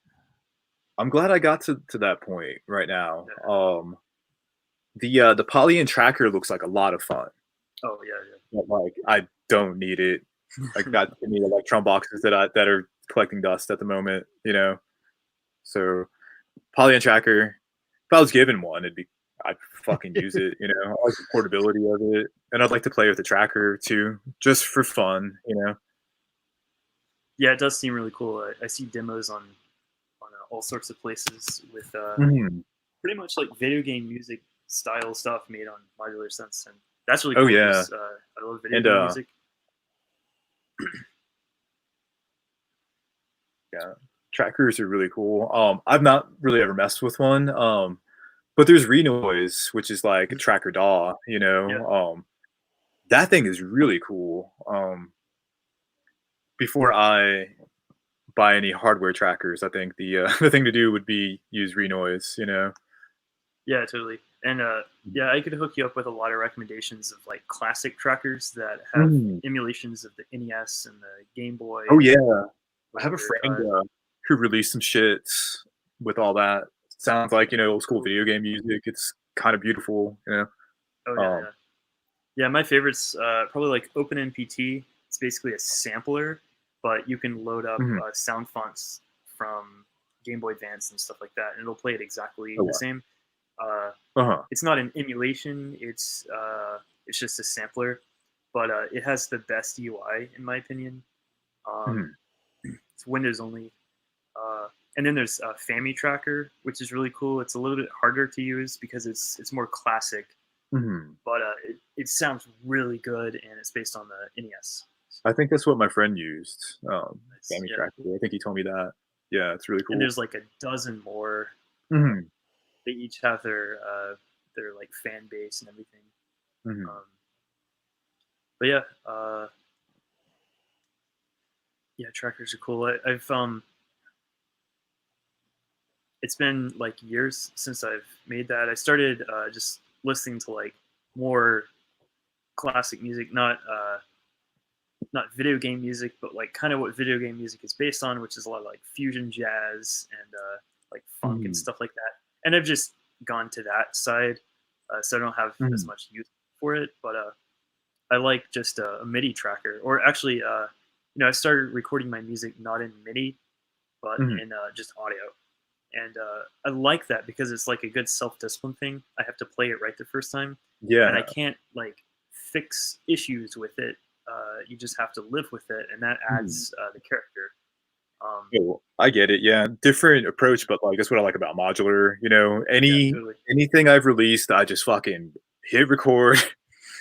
Maybe practice a couple times, but like, you know, get what I want in my mind, you know, and then like try to perform it as best I can. And when I'm done, I don't fucking have the option to go back and edit it for months to perfect it, you know. But I mean, it changes from, you know, every time you do that. It's the same patch for a month. You know, you get a different result every time you hit record, and you know that's one thing I had a hard problem with whenever I went back to release that album. That was stuff I recorded from last May up until March. So a lot of it, I would have like, you know, 4 15-minute tracks in a row that all basically built off the first track, were all, you know, kind of the same until you got to the last one that had like elements from all three. Cause I was like, oh, okay, so that was the same patch I was working on for recording for a month straight. And, you know, which that's one reason why I love modular too. I mean, you keep developing, it keeps evolving. Oh yeah, for sure. Yeah. I have a, you know, what a potential release, I guess, or whatever. And it's like 5 tracks. I did them all in one day. Just kind of, you know, I was practicing for a live show. And I guess I was going to live patch at the live show or some, I don't know why I patched like for 12 hours straight, but I got 5 tracks out of it. I recently like polished them up, and I might like talk to Ramon from Heterodox about releasing it. I don't know, maybe. But it's pretty cool. I like just the fact that like I did 5 tracks in one day, and my brain was completely fried. I couldn't talk. Like a friend of mine called me on the phone, you know, like when I got done, and he's like, "Dude, why do you sound so stupid?" I was like, my brain's fried. That about once a day. Like I know exactly what you're talking about. I'll just get brain dead. And you know, like coding all day. When I spotted you, Jason, like last Sunday or something at Capone's, I was just like taking a walk around the streets, Johnson City, and I spotted you. And then when I sat down to like talk about stuff, I was just like, "What do I talk about? I can't form words with my mouth." But yeah, sometimes you just have to kind of force yourself to go out and fix your brain for a bit, and then the next day is okay. But, oh yeah.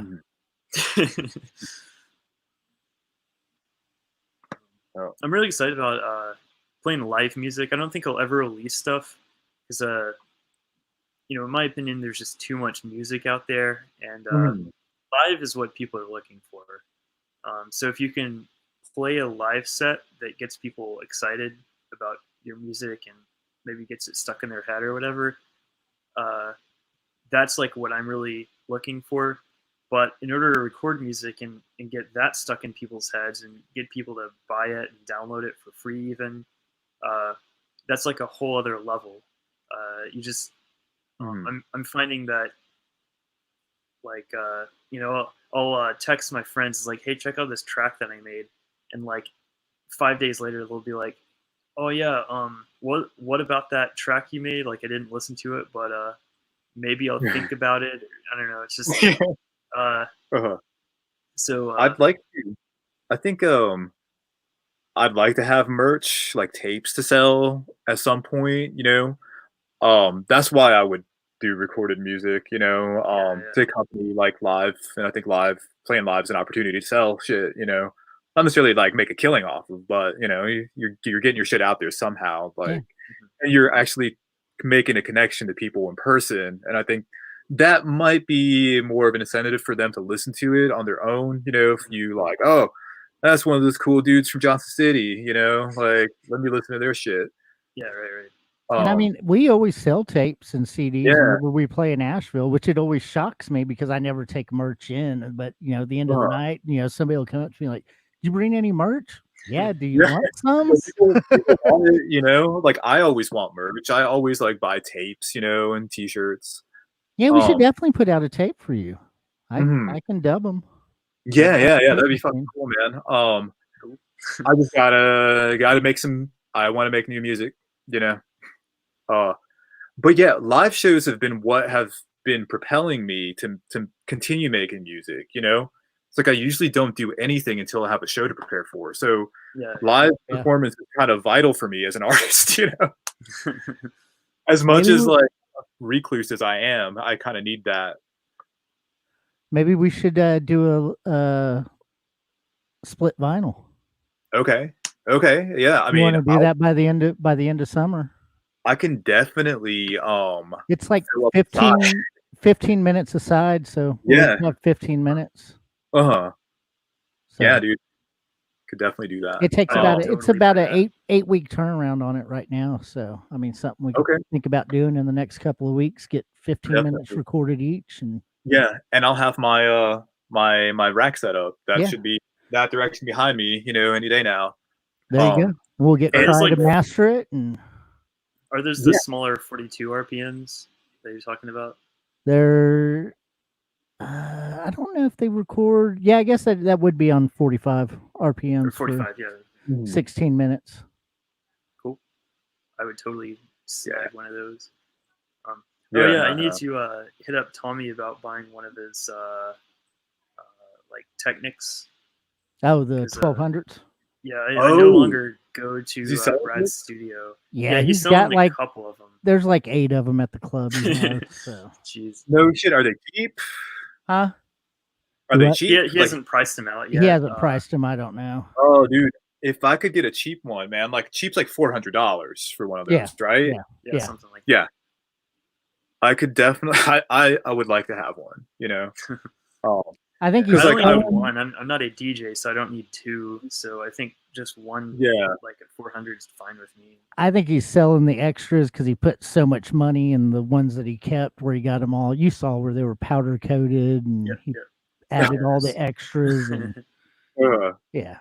I was like, you DJs. I mean, you're spending money on fucking record players. Come on. Yeah. I just need to upgrade my record player. It warps, you know. yeah. It's a nice old Sansui, but like there's just a lot of like what's it called? Flutter, you know, Yeah. wow and flutter in it, you know. Is that a belt And drive? no, it's actually a direct drive, man. Oh wow. Oh. Yeah, and that's what's nice about it. So it's something electronic and probably electronic rather than physical about it. That's messed up. I got an old Gemini, one of the 1200 knockoffs from back in the day when Gemini was trying to knock them off. Yeah. I picked it up at the Uh-huh. flea market years ago for $20 and works Okay. perfect. So I'm happy with it. I remember I was walking around downtown and I saw, this is like 10 years ago, maybe less, 8 years ago or something. But I walked by this fucking junk store. You know how like there used to be like junk stores everywhere in Johnson yeah. City? I found this Boss sampler Oh, nice. in there. It needed a power cable or whatever, but I think I bought it for like $10, maybe $15. You gotta love And then I when went and that got the power happens. cable for it. Yeah, I think Morel's had the power supply that it needed. So I bought it like that day, and then I sold it on eBay for like 3-4 times what I paid for Yeah. it, you know? Gotta love that. I haven't found anything cool Yeah. at thrift stores lately. Well, I haven't been out since the Mhm. lockdown, so I saw they started opening back up. Like the Yeah. Haven of Mercy where it's opened back Yeah. up, and I think there's a new one. Salvation Army used to be on South Road. oh, there's a new one in there. I think so. When I drove Huh. by it, it's something, man, and I just assumed it's a thrift store. Yeah, we'll have to check that one out. Yeah, You know, I've been meaning. Salvation used to be. Oh, Goldie already told me that. She's mad at me because I didn't remember. Remember, you never pay attention, Jason. But I'll pay attention to you, Khristian. Thank you. Oh, I don't want to turn my back on her now. She might hurt me. Yeah, but I guess I need to go hit the thrift stores this week. Oh yeah, totally. You know, Did a lot of Goldie get people her in. make noise? Do what? Oh yeah, a lot of people in Johnson City are releasing on tape. I think Force Field has a tape release or a cassette release, and Oh, then, yeah. Motto, anything Motto touches is going to be on tape. So, Patrick, I Yeah. think Patrick released oh yeah, he does that too. mottos. I think that motto cool. release was one of Patrick's releases. Oh, I didn't know that. Mhm. I thought he recorded those tapes himself because it seems like. Oh, Patrick dubbed him. That's right. It wasn't Oh, on okay. Patrick's label, but Patrick did all the dubbing. Me and Patrick both have the dubber machines in town, so Oh, cool. most of the time, if tapes are dubbed, it's one of us. Nice. Yeah. So okay, there's a lot of tapes. A lot of people are doing vinyls. I think there needs to be a new nostalgic like media source that people can use. I was thinking you can actually go on eBay and buy those like shitty MP3 players for $7. So you could just load up all your songs plus all your discography from the past, and just sell those for like $25. Includes like 50 songs, and you could even include one of those old Sony headphones from the early 2000s, and just label it like ambient music to work out to or something. And I think that would sell. Like $25, you make maybe $10 profit. Well, everybody's releasing all their stuff on the flash drives now. That's a Oh, big really? thing. All the national touring bands coming through, they'll have their entire discography on a flash drive for you for like $45. Like it's That's a not bad at all. fucking That's really cool. thumb drive. Come on. I'm a huge fan of just raw MP3 files. I don't, a lot of my friends are releasing on Spotify, Apple Music, stuff like that. I don't have any of those services, so the only way to listen to their music is to like contact them and ask them for the MP3s, and they tell me like don't send them to anyone. It's like, okay, I just want to listen to them and I can't. Right. I tried Pandora and Spotify in the past, and neither of them really worked. And then like Pandora, I think like banned me for some unknown reason. It said that my email address wasn't validated, and then I could no longer log in. I was like, I tried creating another account after that, and it didn't work. So it's like, what's the deal? Is it my phone or whatever? Yeah.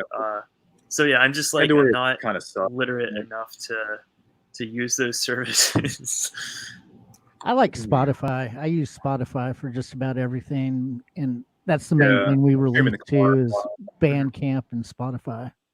Yeah, I love Bandcamp. If you Yeah. go to my personal Bandcamp, I've bought like 100 albums in the past couple of years, and it's really cool because I can just hop on the Bandcamp app and it behaves sort of like Pandora. It lets you listen to all the records that you've purchased, or the records that are like free to download and you've like favorited them or whatever. You can still listen to those, and you can download it to your phone, so it's not going to take data. If you're in the middle of nowhere, you can still listen to it. And then I can install it to my MacBook and listen to it on my laptop. So that's what I like doing. I just like DRM free music. I don't like a subscription service where the music would just all disappear like suddenly. I'm just an old person ranting about modern technology. I want my MP3s. God damn it. Yeah, back in the day when I used to be a kid, we just shared MP3s over the internet. So And really, I think that's a reason why a lot of people, like you were talking about earlier, when you send somebody a link, hey, check out this track I did, and 5 or 6 days later, they're like, oh yeah, what was that link? I didn't go listen to it, because everybody thinks it's always going to be there. Oh, it's on the internet. Right. It will always be there. So I mean, and also it depends on, like, even when you release tracks to Spotify, depending on who you send them through, like if it's DistroKid, if you don't pay to renew those tracks next year, they take them down. Yep. Yeah, sucks, man. Yeah. That's a racket.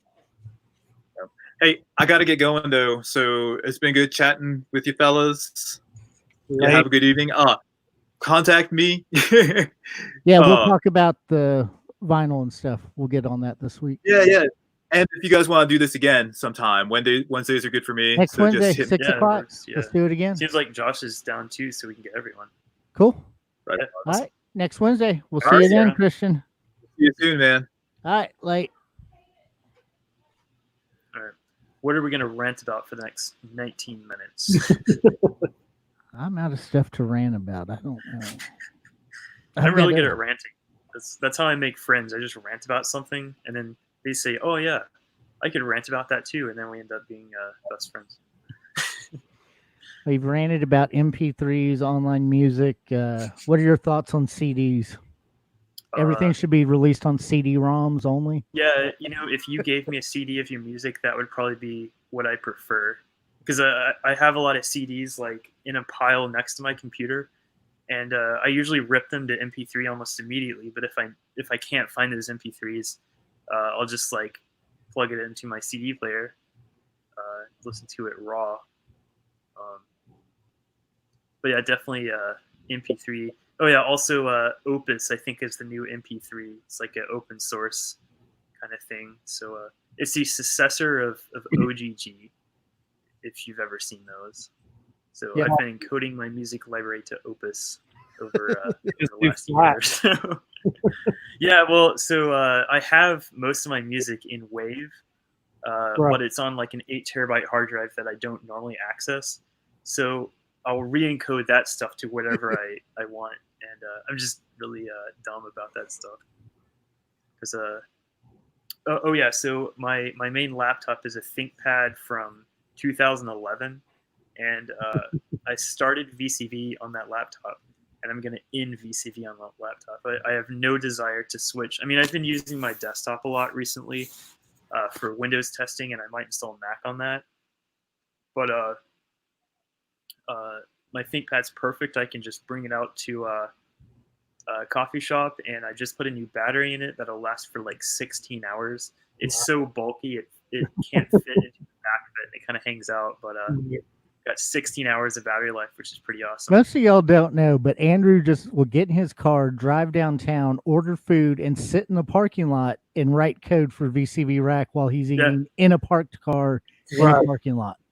I've been doing that for a couple weeks now. That's my secret, because get out. yeah, that parking lot has JC Wi-Fi, and I recently learned that the city shuts down their Wi-Fi after 10 p.m. And then I've noticed that they do. So if you try to access it after 10, it's not going to connect. It might connect, but it says no internet, and then it just kicks you off. They do that so the bars have to still pay for internet, so we Yeah. can't piggyback the fiber optic. Yeah, right, exactly. But I've also noticed there seem to be a lot of cars that leave right after 10. So maybe I'm not alone. I never noticed them though, but it's cool though. I mean, it's been a good temperature, and I'll just keep my window like mostly open, and I'll listen to music in my car, which is a pretty decent sound system. So I've got everything. You know, it's not super comfortable, but you know. And you're listening to MP3s in the car, as I assume. Yeah, low quality. I always encode it like 32 kilobit per second, so maximum space savings. Oh, that reminds me. So, Look Mom No Computer and I had a collab going. We were developing a plugin that was meant to be just fully ironic. It was called Look Mom A Computer, because it's for VCV. It's using all the sort of weird digital stuff that you find from the past and even now. Like it had bit crusher, like a distortion pedal, but you would amplify a signal, and it would run it through a wave shaper, which is itself distorted. So it was like, it just added crazy noise and weird effects. And then we also added an MP3 bit crusher, I guess you'd say, like an MP3 crusher, where you had a knob that controlled the bit rate, and you could turn it down to like 1 kilobit per second, and you wouldn't be able to hear anything. And as you turn it up, you get better fidelity, and you get better high frequencies and everything. It's a little bit like a low pass filter, because when you turn down an MP3 to like 32 kilobits per second, you start losing a lot of the high end detail, and also the high end amplitudes as well. So it would actually filter the signals, but it's a really weird effect. It's not a filter that you're familiar with. It sounds like a lot of Aphex Twin songs where he's doing that spectral distortion kind of stuff. I'm not really clear on what he's doing, but he takes a drum beat, and it seems like he's encoding it as MP3, but corrupting the file, and then he plays it back, and it sounds like this weird, like, kind of bubbly effect or something. So we were making a module that allowed you to change the bit rate with a CV input. and you could literally replace a filter with this module. It was polyphonic, and you could play a chord, and you'd get that MP3 sound through your oscillators, or you'd have your oscillators continuously running, and then as you press the keys, it would open up, and then the bit rate would improve suddenly, and then you release the keys, and it slowly distorts down. Oh, nice. But we're both pretty busy, so that might be several months before we can start that back up again. And we were probably gonna put like a VGA RGB monitor into VCV. It was That'd meant be to be real lo-fi cool. as well, because it was meant to run at basically audio rates. So if you took one of those fancy LZX modules and you encoded it at a really low bit sample rate, and then you played it back, you just get a bunch of like blurry video because you can't resolve the high frequency details. So you couldn't encode like an image; you could just encode a bunch of weird changing colors. So that's what we were doing. It would allow you to modulate the RGB scan lines at a certain clock frequency, and yeah, that's pretty much it with that. But I was really excited about that. Yeah, it would be cool working with Sam. I'd say he does so much cool stuff. Yeah, he doesn't have, like, even when I worked with him, he didn't have any free time. So I told him a really simple task, like draw this with a Sharpie on an 8.5 by 11 piece of paper and make it pretty large, and then scan it or take a picture of it with your phone, and I'll do the rest.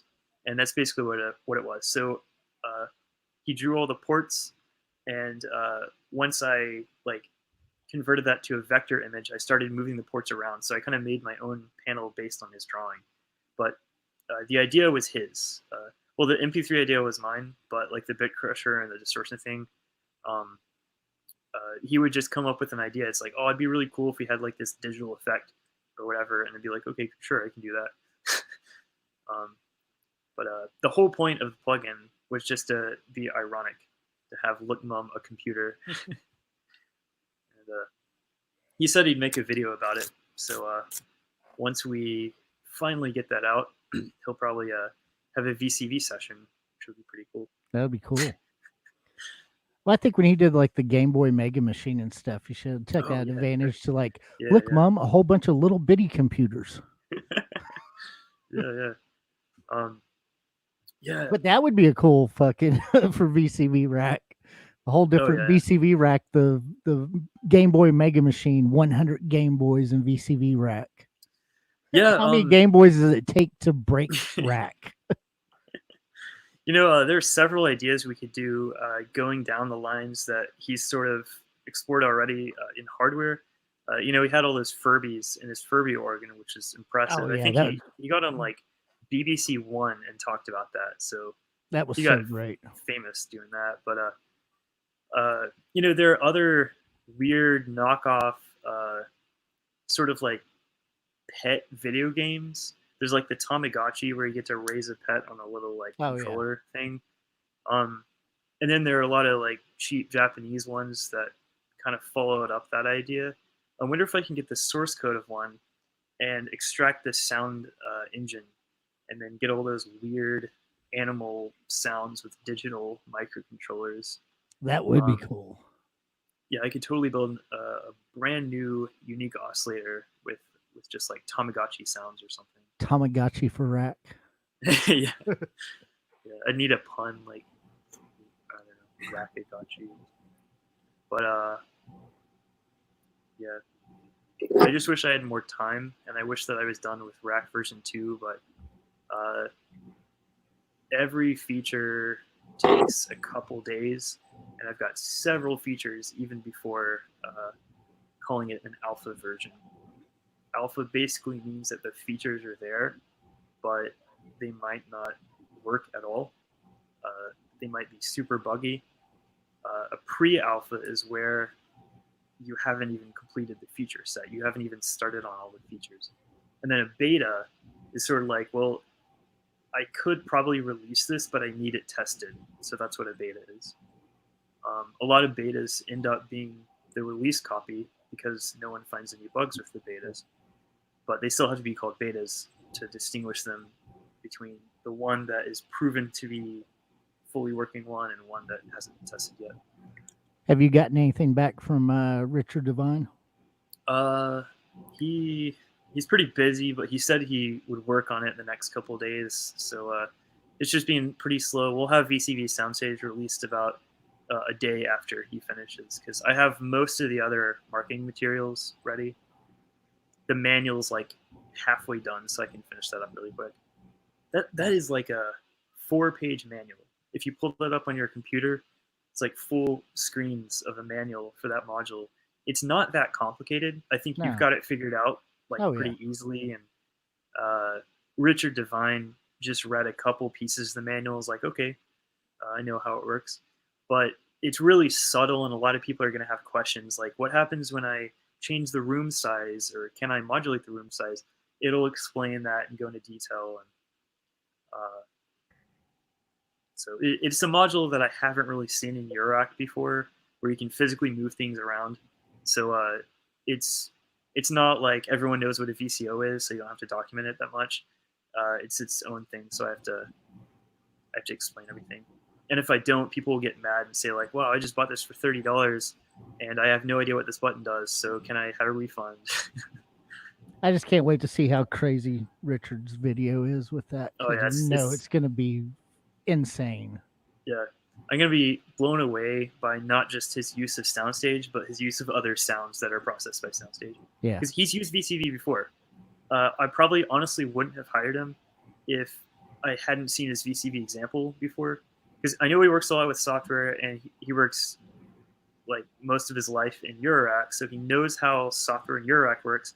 But it's not really easy to transfer someone from a Eurorack mindset into a VCV mindset. There are some differences. So I have specifically looked for people that have used VCV and had successes with that. But about 2 years ago, when it was like 0.4 or something, he downloaded it and made a demo that everyone was blown away by. So there are people that have been trying this for weeks at that point, like early in the release. And, so they have like 4 weeks of experience. He just downloads it one day. Like 2 days later, he makes this full production that you could release as a track. And everyone was like, how can he possibly even look at his patch and figure out what's going on or whatever. Plus, he's got a really powerful computer and everything, so it was able to load like 200 modules on the screen. But yeah, I think you can just Google or like search in Facebook Richard Devine VCV rack, and you can see what he's done. And this is like back in the day when we only had like 200 modules. So he used every single one, of course.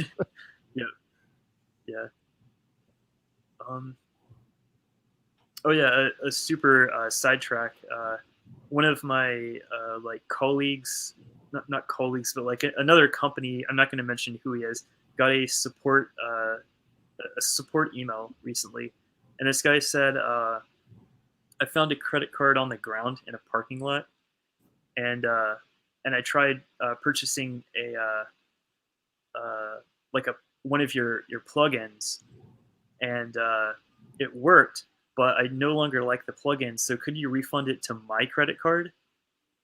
And so first off, he admitted to a felony, and then he wanted the money into a different credit card, which no one ever does. That's hilarious. After potentially not liking the not liking the plugin. Yeah, being a retail store sometimes sucks. It does. Yeah, like people I hate dealing with the public. Yeah. You've told me you're never starting a company again that deals with like public-facing customers. But, no. Yeah, I can definitely see that. Yeah, they're all stupid. It's like while I was gone away, I put another sign on the door, so we have 3 signs now. It says face mask required. Oh yeah. Doesn't work. Jeez. No. Can we come in? No. No. I'm like, no, you can't. See the sign?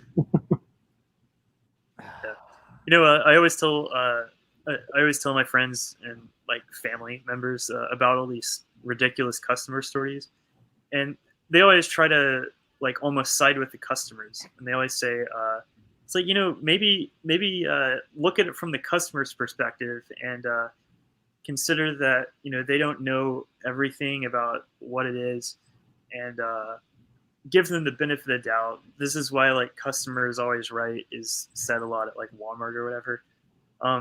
But no, I'm not talking about the cases where the customer, like that I can put myself in the customer's mind and say like, oh yeah, okay, I see how he could have thought that. I'm talking about these cases about like picking up a credit card in a parking lot. Like that's what I'm talking about. That's what pisses me off. And like, what do you even respond to that? It wasn't me who received it, but like I don't know what this other guy did. Like your options are you could report him to the local police, you could not respond and get like an angry person responding to you multiple times and posting on forums.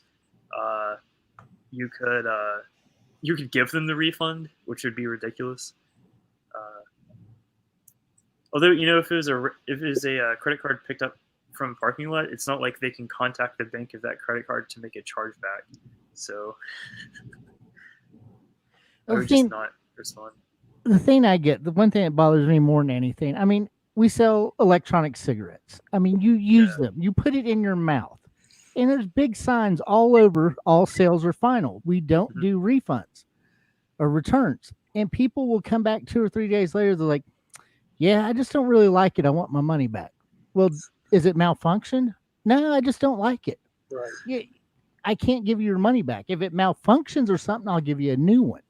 But you can't return something you've used for 2 days. Mm-hmm. I was like, can you go to Walmart and return shoes? Yeah, I've done it. I'm like, oh my God, why? Why would I just, I can't believe that, people want to return shit all the time. That bugs me. Or people that ask a million questions. It's an e-cig. You hit the button, you inhale. It's pretty simple. It's technology that's been around for 10 years now. Plus, we have the internet. Research before you go buy something. I do that all the time. I'll research for days before I buy something. I mean, I just wish more people would. And I mean, totally. Same with you. It's beer. Come in, it's beer. What does it taste like? Well, that one says it's a strawberry ale. My guess would be it's a strawberry beer. Right. But you try it and it's like, I never liked strawberry. Can I have this bag? Yeah, I want to return this. I'm allergic to strawberries. Why the fuck did you buy it? It says strawberry on it. Yeah. Somebody just asked if we had any wines that go good with spaghetti. I don't know what goes good with spaghetti. Any red wine, I think. I mean, any wine. It's wine. Right. You're eating spaghetti. I would say a cheap wine. Right. Did you make your own pasta sauce, or is it out of a jar? Right. If it's out of a jar, let's go with a $6 bottle. Right. If you made your own, $25 bottle. Mm-hmm. Oh, God. Yeah, tattoo shops are even worse, though. Oh, I can imagine. Yeah, man, I'd love to hear some stories about that. Yeah, I know. It's like, can I have a return on this tattoo? I don't like it. Or the ones that want to cover up, like they got a shitty tattoo finger, like tattoo on the side there, and they want it covered up, and it's all black blob. And you're like, well, we can't cover it up. She's like, well, you just put color over the top. I'm like, no, you can't put color over the top of black. It's not gonna work.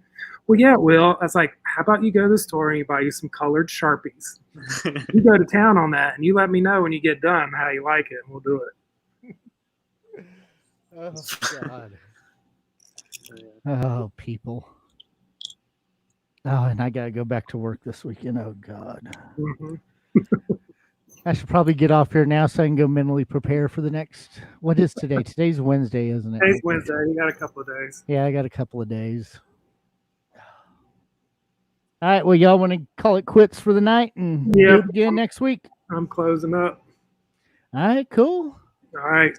All right. Andrew Cry. I'll see y'all next week. Take care.